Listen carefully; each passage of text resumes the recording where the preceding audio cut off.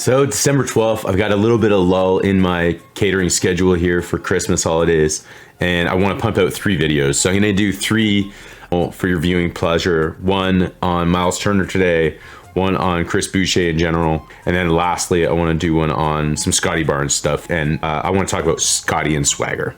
But today, in this video at least, we're going to take a look at Myles Turner as a trade target, which I have been on posts in the past saying, I don't see how this is possible. And by that, I mean that Turner might be available, but I don't believe that the Pacers are ready to throw in the towel and throw away the year. Like hell, they might want to retool a little bit, but they've got a great team. So let's take a look at what scenario they might want to move Turner at all. So to explain my position, I want to use a comment that I made on this video that Ben Rogers made on the Raptors Digest. And I went on there and I just reaffirmed what I've been thinking, is that I can't believe he's even available. Now there's a couple reasons I say this, and I'll just read this verbatim. I still can't believe the Pacers actually want to trade Turner. Every time I watch a Pacers game, I think he's great. I actually like their team makeup and the fact that either Turner, Sabonis, or both of them are on the court at all times. Based on what our team is missing at times, it seems like Turner is a smart trade target, but then I still can't believe they're trying to do this. Moreover, they brought in Carlisle and drafted Duarte. Those aren't moves that I would generally consider to be win later transactions. Both scream challenge now to me. And I'll show you what I mean by that in a moment. Like, they're just, to me, it doesn't make sense that they want to get rid of Turner and Sabonis as a combo unless they think they can still challenge this year.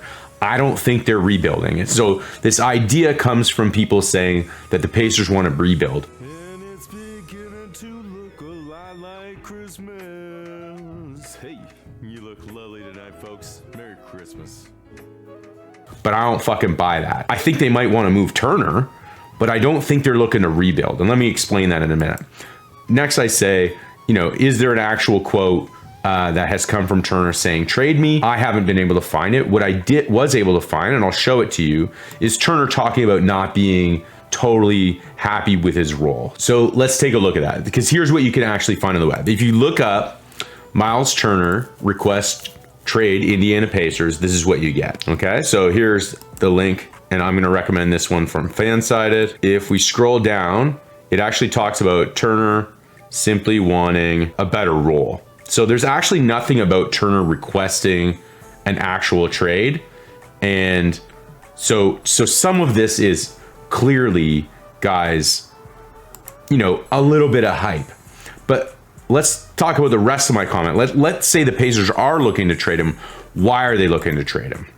And so to my mind, it's because if you look at their roster, you've got 2 guys that are of import. In the multi-team trade, where the Wizards sent out Westbrook and brought in and all the guys from the Lakers came over to the Wizards. Well, one of the moves that took place is Isaiah Todd went to the Wizards, and then the Pacers actually got a guy out of Kentucky who I really, really liked, Isaiah Jackson.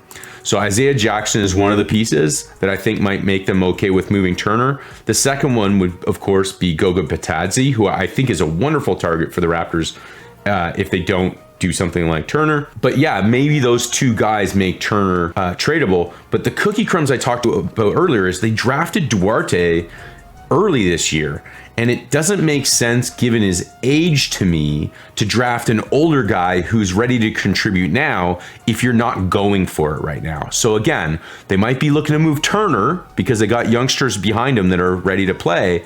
But are they throwing in the towel? I'm going to say no. Second reason I say no, that they're not throwing in the towel, is the fact that they went out and got this guy. Rick Carlisle is a championship head coach. So he's been coach of the year back in the day with Detroit. He was coached the all-star team with the Pistons when they had Jermaine O'Neal and that great team that they had back then. And he obviously won a championship with Disco Dirk. This is not a team. This is not a head coaching move you make if you want to blow up your team. So let's get back to these comments. So as I point out, the fan in me kind of feels like, yeah, let's go for it. Let's get Myles Turner. His age is perfect. Here is Myles Turner's age. He's 25, and look at his money. So he's 25. 18 mil for the next 2 seasons. And if we're doing, it's not going to be a straight up thing. Like, these guys have no interest in Dragic, I don't think, but maybe they do. Either way, if Dragic is involved, the money can work. I think the contract that could be going the other way with a guy like Dragic from the Raptors could be something like Svi Mikhailuk. And the reason I say that is because if you'll remember when the Raptors signed Svi in the offseason, it was as if he was being courted by a whole bunch of teams, and then suddenly the Raptors secured him. And what did they have to give him to secure him? They simply guaranteed 2 years worth of money. Okay, so the fact that they offered him a secure 2-year contract that he could choose to extend went a long way. And it was almost like they were taking something that was valuable off the market. So Svi is just now, at this juncture, able to be traded according to NBA, CBA rules, because you have to wait a certain amount of time after you sign a free agent before you can move them in a trade again. So Svi is just now available to be moved in a trade. So we could see the Dragon and like Svi or somebody like that going out the door in exchange for something. So anyway, is it Turner? I don't know. Would I be happy about Turner? Yeah, like I said, the fan in me says, yeah, grab Turner. His age is perfect, the money's perfect. But the GM in me says no. And the reason is because I think that bringing in Turner gets us in the postseason, but I'm not convinced that it does what I'm really after, and that's about winning us a Larry. As I say here, the losses suck. I get it, guys. But the fact remains, they gave Bonga and Champagnie massive clutch minutes to help them develop the other night. And this was, again, after the OKC game, I said this. And they've played them, Champagnie, again in the fourth quarter in the New York Knicks game. So it only, what they've done since this comment only fortifies what I've said. And what I'm saying here is that they gave key minutes to Champagnie and Bonga instead of going for the win. Like, I think that shows that, as I say here, they obviously valued the teaching moment, the experience, and the opportunity to show these young guys that they believe in their abilities more than securing a win against the Thunder.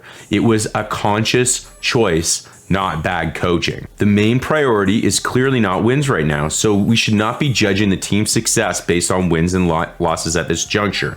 The franchise made it very clear they are developing patiently as long as it takes. They will not make a massive move, in my opinion, if they do not feel it wins them a Larry ultimately. So if they do go out and do a 3-way team deal or whatever to get Myles Turner, which I'd be thrilled about in a lot of ways, they will be doing it because they're much smarter than me and they have assessed it and they think Turner can bring us a championship. Okay? So if they do it, great. It means they're going for it, I think. Now I go on to say a few more things here, but ultimately the thing I want to say is that we need to go in and augment our existing present day contract window that exists with our ring bearers. Our ring bearers are Pascal, Fred, Chris Boucher, and OG, right? So I say we got to augment them. I've been talking about Sherpas leading our young guys up the hill, getting those young guys experience because it makes us more deadly in the playoffs. Regardless of when we get there, if it's this year or next, we are a deadlier team and have a better chance at a Larry if we let these young guys get reps. I know people are saying they're too old, they don't fit our window, but the truth is, guys, 27 is your prime. Pascal's in his prime.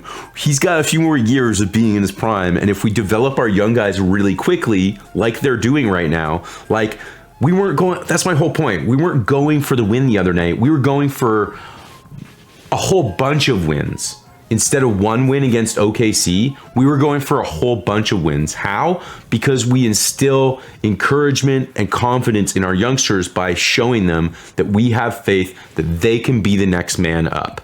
And what we are doing, and I've already told you my theory on this, is we are saying Precious and Kem are both injured. OJ's super injured. I put this to you again. I'm going to suggest to you that sure, those guys might have some injuries, but ultimately they could play if it was the playoffs. And what we're doing is letting everyone on the roster get reps so that we can have a next man up development year where if we go to the playoffs, we go as deep as possible because we got great guys throughout the lineup that we can play, including some young guys like Justin Champagnie coming up from the 905. So guys, what do I think of Myles Turner?